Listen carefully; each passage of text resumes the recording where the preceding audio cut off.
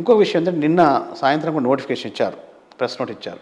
కొన్ని సీట్లు పెరిగిన విషయం తెలుసు. సో వాటికి అనుగుణంగా కూడా ఏ కాలేజీలో పెరిగినాయో తెలుసుకొని ఆ కాలేజీలో కూడా వాళ్ళకు ఇష్టమైన బ్రాంచ్ పెట్టుకోవాలి. తర్వాత ఏదైతే బ్రాంచ్ రాదో, ఏదైతే కాలేజ్ రాదో అది ముందుగా పెట్టుకోవాలి, వచ్చేటివన్నీ వెనక పెట్టుకోవాలి. సో నా పర్సనల్గా చెప్పాల్సింది ఏంటంటే, మీకు చెప్పేది ఏంటంటే, కేవలం కంప్యూటర్ సైన్సే అనుకొని ఏదో దూర కాలేజీ లేటెస్ట్ మొన్నటి ఓపెన్ చేసిన కాలేజ్ అడ్మిషన్ తీసుకోకుండా రిప్యుటేషన్ చూడాలి. కాలేజ్ యొక్క ఆటోనమస్ స్టేటస్ ఉందా, ఫ్యాకల్టీ పొజిషన్ ఏముంది, ఒట్టిగా బిల్డింగ్లు కావు, ఫ్యాకల్టీ అండ్ న్యాక్ అక్రిడేషన్ ఉందా, ఎన్బిఏ అక్రిడేషన్ ఉందా, తర్వాత ఆటోనమసా నాన్ ఆటోనమసా ఇవన్నీ చూసి, కొన్ని ఆటోనమస్ కాకపోయినప్పుడు మంచిగా చేయొచ్చు. బట్ చూసే ముందు, పెట్టుకునే ముందు అన్ని వెబ్సైట్లు అవైలబుల్ ఉంది. లేకపోతే వీలైతే చుట్టుపక్కల వెళ్ళి చూసి రావడం, చూసి వచ్చి పెట్టుకుంటే మంచిది. లేకుంటే ఏంటంటే ఒకసారి జస్ట్ కంప్యూటర్ సైన్సే కావాలనుకుని దూరంగా మాలుమూరగా దాంట్లో పెట్టి ఆడ ఫ్యాకల్టీ లేకపోవచ్చు. ఫ్యాకల్టీ ఏదైనా కూడా మీరెంత బిల్డింగ్ కట్టండి, ఎన్ని క్రోర్స్ బిల్డింగ్ కట్టండి, ఫ్యాకల్టీ ఈజ్ ఇంపార్టెంట్. ఒక షెడ్లు నడిపినా పర్లేదు, బట్ ఫ్యాకల్టీ అనేది చాలా ఇంపార్టెంట్. ముఖ్యంగా చూడాల్సిందంటే ఫ్యాకల్టీ ఇంపార్టెంట్. తర్వాత మన ఎన్బిఏ అక్రిడేషన్ ఉందా, అంటే న్యాక్ అక్రిడేషన్ ఉందా, నెక్స్ట్ అకాడమస్ అని తర్వాత. అయితే ఎన్బిఏ అక్రిడేషన్ ఉందంటే ఆటోమేటిక్గా అది మంచిగా ఉన్నట్లే. ఓకే, ఎన్ని కోర్సులకు ఉంది, ఒక్కొక్క కాలేజీలో ఒకటే దానికి ఉంటుంది ఎన్బిఏ అక్రిడేట్ అంటారు. అట్లా 6 ప్రోగ్రామ్ అంటే 6టికి ఉందా, 4టికి ఉందా, 3టికి ఉందా, అట్లా. సో ఇంకా ఫైనల్గా చెప్పాలి ఏంటంటే, ఏ బ్రాంచ్ తీసుకున్నా ఏం లేదండి. సో ఫర్ ఎగ్జాంపుల్ ఉస్మానియా యూనివర్సిటీలో మెకానికల్ వచ్చింది, వేరే దగ్గర ఎక్కడో సిఎస్సి వచ్చింది, ఉస్మానియా యూనివర్సిటీకి బొమ్మంట. ఎందుకంటే ఉస్మానియా యూనివర్సిటీ 104 ఇయర్స్ ఓల్డ్, 104 ఏళ్ళ చరిత్ర గల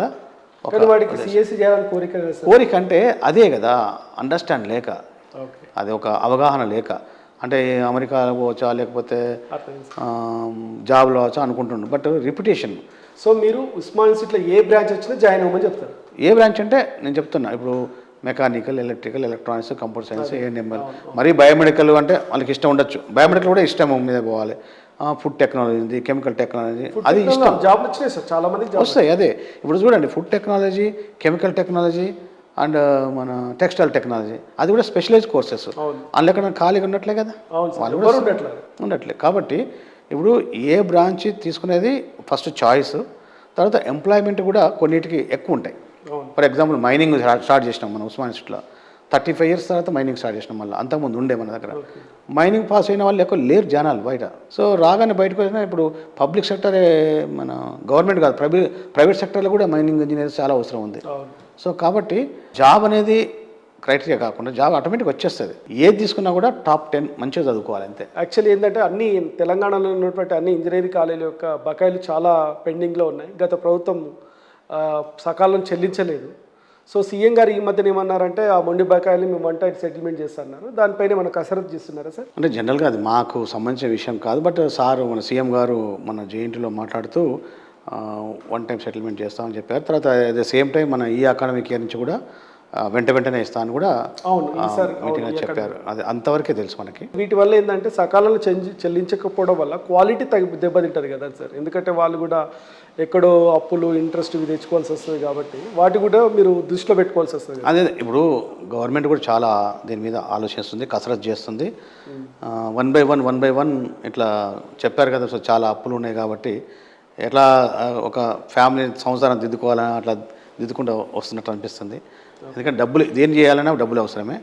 సో ప్రయారిటైజ్ చేసేసుకొని మెల్లమెల్లగా చేస్తున్నారు. సో దీని విషయంలో గవర్నమెంట్ చాలా దృష్టి సారించే అవకాశాలు. ఖచ్చితంగా మొండి బకాయిలని మీరు తీర్చాల్సిన బాధ్యత మీ మీద ఉంది. ఎందుకంటే క్వాలిటీ ఎడ్యుకేషన్ అంటే స్టేట్ కౌన్సిల్ ఫైనాన్షియల్ ఫ్రీడమ్ ఇచ్చినప్పుడే కదా సార్. కరెక్టే, కానీ ఇప్పుడు గవర్నమెంట్లో ఆర్థిక పరిస్థితులు చూసి చేస్తారు. కానీ ఇప్పుడు మనం అడిగితే మనం చెప్తాం అంతే. కానీ అందరికి తెలిసిన విషయమే కదా, మేము చెప్పాల్సిన విషయం. సో అందరికి తెలిసిన విషయమే. సో గత కొన్నేళ్ల కాంచి, గత ప్రభుత్వంలో ఉన్న కాంచి బకాయిలు, ఇప్పుడు నేను ఇంజనీరింగ్ కాలేజ్ ప్రిన్సిపాల్ ఉన్నప్పుడు కూడా దాదాపు 2.5 ఏళ్ళ కాంచి రావాల్సి ఉండే. సో కొన్ని వచ్చినాయి, కొన్ని రాలేదు, అట్లా నడుస్తున్నాయి. బట్ డెఫినెట్గా గవర్నమెంట్ అయితే దీని మీద దృష్టి సారిస్తుందని మొన్ననే సీఎం గారు మీటింగ్లు చెప్పారు. సార్ మరో ప్రధానమైనటువంటి అంశం ప్రైవేట్ యూనివర్సిటీలు సార్.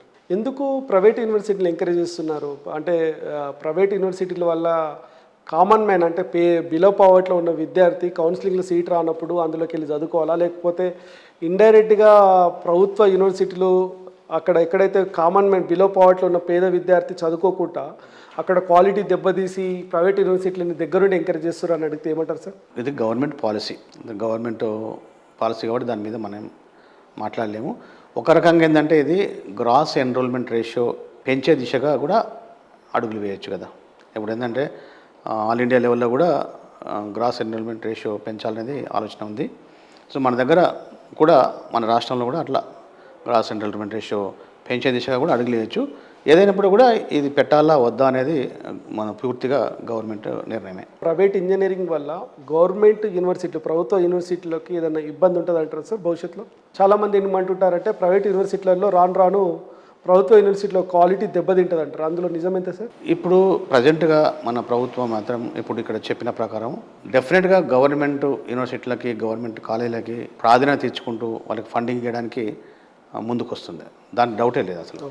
ప్రైవేట్ అంటే ఆ ప్రైవేట్లో ఫీజులతోటే నడుపుతారు. ఇక్కడ ఏంటంటే గవర్నమెంట్ మన శాలరీస్ అయినా ఎవరైనా గవర్నమెంట్ వేస్తుంది కాబట్టి వీటిని కాపాడుకుంటూనే చేస్తారు. ఏదైనా ఉన్నా కూడా తప్పకుండా వీటిని కాపాడుకుంటాం. అదేవిధంగా సార్ ఇక్కడ ఇంజనీరింగ్ కాలేజీలలో ప్రధానంగా మేనేజ్మెంట్ కోటా అని మీరు ఇంకా అంటే పక్కన ఉన్నటువంటి ఆంధ్రప్రదేశ్ ప్రభుత్వం ఏమో దాన్ని కూడా ఆన్లైన్ చేసేసింది సేమ్ లైక్ కౌన్సిలింగ్ ద్వారానే. మరి ఇక్కడ ఉన్న తెలంగాణ ప్రభుత్వం కూడా దాని మీద ఇంతవరకు ఎందుకు అసలు చేయలేకపోతుంది సార్? సో దీని మీద చాలా సంఘాలు, విద్యార్థులు, తల్లిదండ్రులు ఒక రిప్రజెంటేషన్ లాగా చాలామంది ఇస్తున్నారు. దీని మీద కూడా మేము ఒక ప్రపోజల్ పెట్టాము.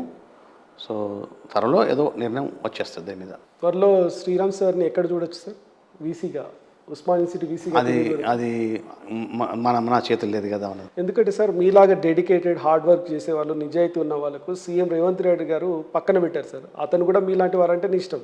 హానెస్ట్గా పనిచేసే వాళ్ళు, డెడికేటెడ్గా పనిచేస్తారు. ఎందుకంటే అతను జెడ్పీటీసీ స్థాయి నుంచి సీఎంగా అయ్యారు. మీరు చిన్న పల్లెటూరు నుంచి సెక్రటరీ, స్టేట్ కౌన్సిల్ సెక్రటరీ వరకు వచ్చారు కాబట్టి ఇద్దరికి ఇచ్చిపిచ్చి సేమ్ అదే పోలిక ఉంది కాబట్టి ఇండస్ట్రీ వేరు కావచ్చు.